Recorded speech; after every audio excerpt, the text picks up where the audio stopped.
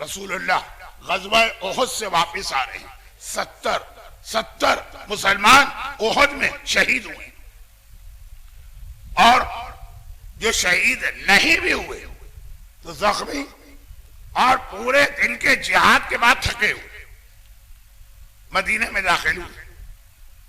مدینے کی سرحد پر جہاں سے مدینہ شروع ہوتا، اب پیغمبر آرام کے لیے رک گئے۔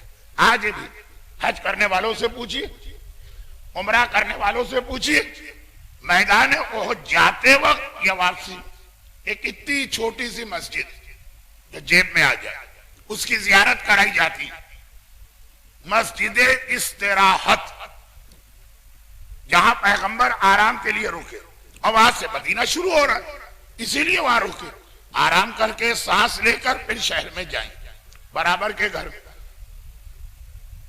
کسی مجاہد کی جو شہید ہو گیا فیملی ماتم کر رہی، پیغمبر نے ان کا ماتم سنا، ماں جوان بیٹے کو یاد کر رہی ہے، ہائے میرا جوان لیکن راہ خدا میں شہید ہوا، جنت کے باغ میں ٹہل رہا ہوگا۔ بیوہ، میری ماں گزر گئی، میں بیوہ ہو گئی، ہائے میری پہاڑ جیسی زندگی، لیکن میرا شوہر اس وقت جنت میں ہوگا۔ آرام کے لیے رسول رکے، میرا جو سادہ ملا احمد عراقی وہاں کی حدیث، فوراً کھڑے گھر پہنچے، کہا ماں سے کہا تو نے کیسے یقین سے کہہ دیا کہ وہ جنتی؟ بیوہ سے کہا تو نے کیسے یقین سے کہہ دیا کہ وہ جنتی؟ وہ شہید ہے راہ خدا۔ پیغمبر نے کہا کیسے کہہ دیا؟ کہا یا رسول اللہ وہ شہید ہے۔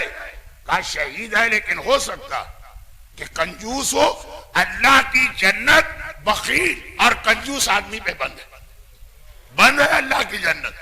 اللہ سے لینا ہے تو اللہ کے بندوں کو دینا سیکھو، یہاں دو گے تو وہاں تمہیں ملے گا، لیکن یہاں پہ کنجوسی کی سب سے بدترین قسم بتا رہا ہوں، وہ کیا ہے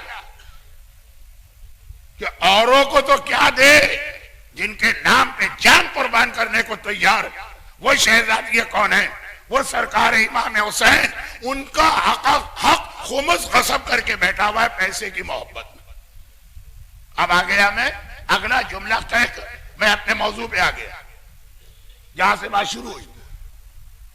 اللہ رے ظلم اہل بیت پر جان دینے کو تیار ہے، مال دینے کو تیار نہیں۔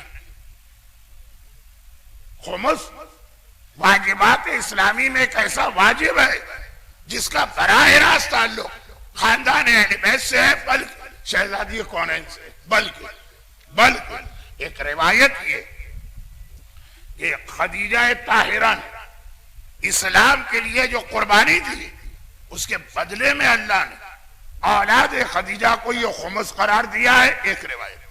ایک روایت یہ کہ مولا اور شہزادی کی شادی، شہزادی کے مہر کا ایک حصہ تھا قیامت تک کا خمس۔ برحمتك يا أرحم الراحمين وصلى الله على محمد وآله